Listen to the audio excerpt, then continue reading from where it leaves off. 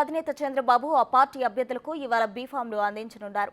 ఎన్నికలు సమీపిస్తున్నా ఇంకా కొన్ని చోట్ల అభ్యర్థులపై స్పష్టత రాలేదు. ఆ 4-5 స్థానాలపై చంద్రబాబు క్లారిటీ ఇవ్వనున్నట్లు తెలుస్తోంది.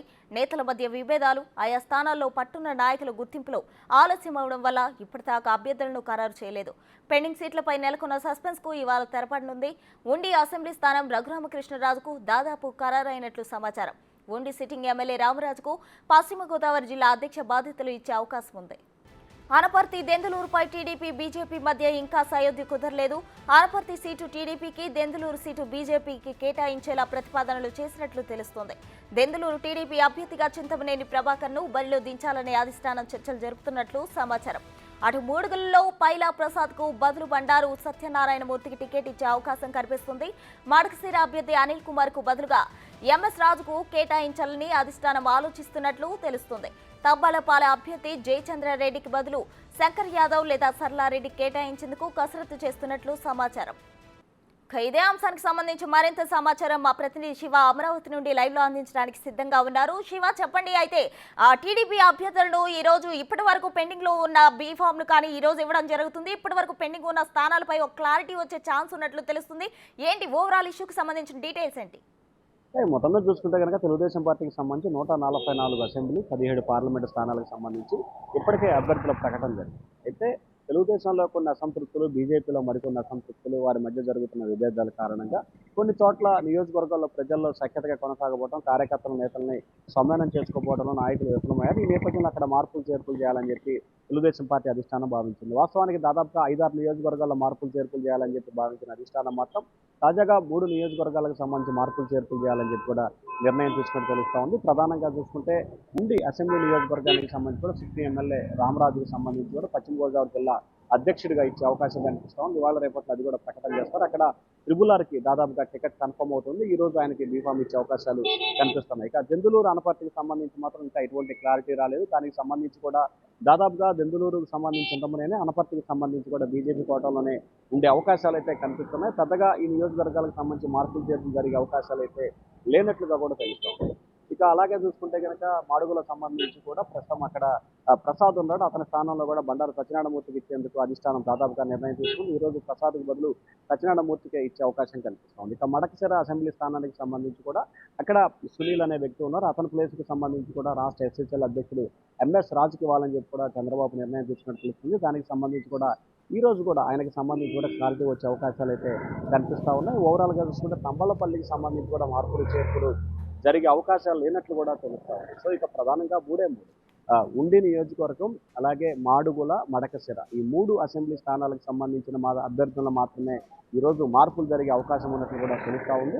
ఆ 3 నియోజకవర్గాలకు సంబంధించి కూడా కొత్తగా అభ్యర్థులకు కూడా బీఫామ్లు ఇచ్చే అవకాశం కనిపిస్తూ ఉంది. ఈరోజు మొత్తం 175 అసెంబ్లీ, 25 పార్లమెంటు స్థానాలకు సంబంధించి పొత్తులో భాగంగా 144 అసెంబ్లీ స్థానాల్లో తెలుగుదేశం పార్టీ పోటీ చేస్తూ ఉంది. 17 పార్లమెంటు స్థానాల్లో కూడా తెలుగుదేశం పార్టీ పోటీ చేస్తున్న నేపథ్యంలో మొత్తం ఈరోజు 161 మంది అభ్యర్థులకు, ఇటు టీడీపీ నుంచి పోటీ చేస్తున్న 101 మంది అభ్యర్థులకి ఈరోజు బీఫామ్స్ అయితే ఇవ్వబోతున్నారు. 3 నియోజకవర్గాలకు సంబంధించి మార్పులు జరిగే అవకాశాలు అయితే కనిపిస్తూ ఉన్నాయి.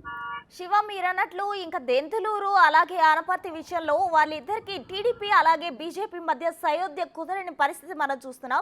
కూటమిలో ఇలా అసమ్మతులు నేతలు కావచ్చు, ఇంకా ఇతరుల వల్ల ఇది అధికారం వైసీపీకి క్యాష్ చేసుకునే ఛాన్స్ ఉందంటారా? ఇక కూటమికి కూడా నష్టం వాటిల్లే ఛాన్స్ ఉందంటారా?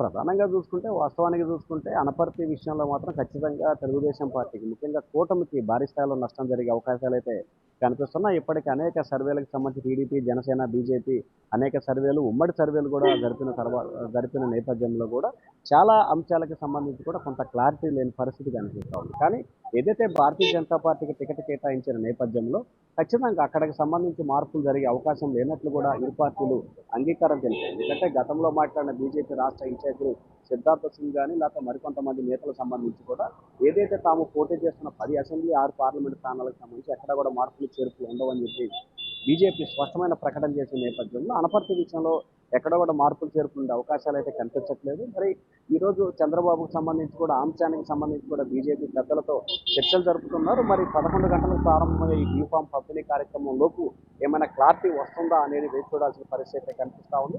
ఆ లోపు కనుక క్లారిటీ రాకపోతే ఖచ్చితంగా మనం అనుకున్నట్లు కూడా 3 అసెంబ్లీ స్థానాలకు సంబంధించి మాత్రమే అభ్యర్థుల మార్పులు జరిగే అవకాశాలు కనిపిస్తూ ఉన్నాయి. ఖచ్చితంగా అనపర్తికి సంబంధించి కూడా మళ్ళీ కాకుండా బీజేపీ కోటాలను టికెట్ ఇస్తే ఖచ్చితంగా బీజేపీ అయితే అక్కడ ఇబ్బందులు పడే అవకాశం అయితే కనిపిస్తూ ఉంది. శివ, తంబల్లిపల్లి స్థానానికి సంబంధించిన డీటెయిల్స్ ఏంటి? అంటే ఈ రోజు దానికి సంబంధించి ఎక్కువగా చంద్రబాబు కసరత్తు చేసినట్లు తెలుస్తుంది. ఏంటి ఆ డీటెయిల్స్?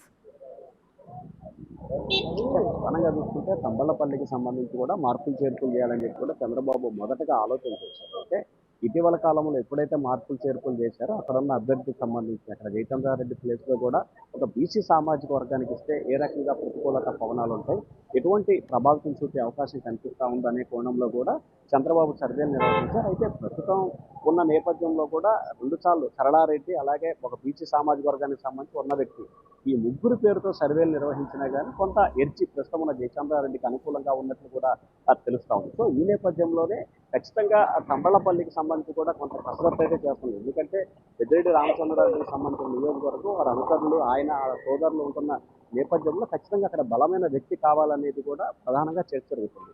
తంబళ్లపల్లికి సంబంధించి టీడీపీ కంటే కూడా బీజేపీకి సంబంధించిన బలమైన వ్యక్తి అయితే తంబళ్లపల్లిలో ఉన్నారు. ఖచ్చితంగా అనపర్తి నియోజకవర్గాన్ని కనుక టీడీపీ ఇస్తే తంబళ్లపల్లిని బీజేపీకి ఇచ్చే ప్రపోజల్ తయారు చేస్తున్నారు. మరి దానికి సంబంధించి ఏ రకమైన నిర్ణయం తీసుకోబోతున్నారు ఏంటనేది మరికొద్ది సేపట్లోనే క్లారిటీ వచ్చే అవకాశం అయితే కనిపిస్తూ ఉంది.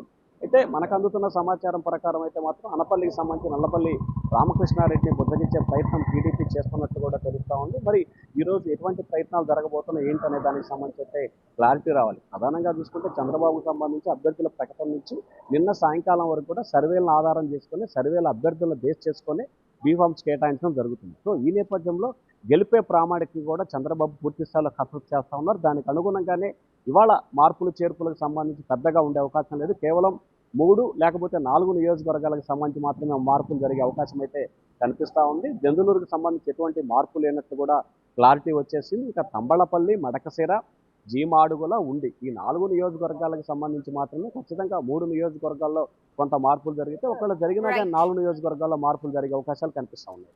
Right, thank you Shiva.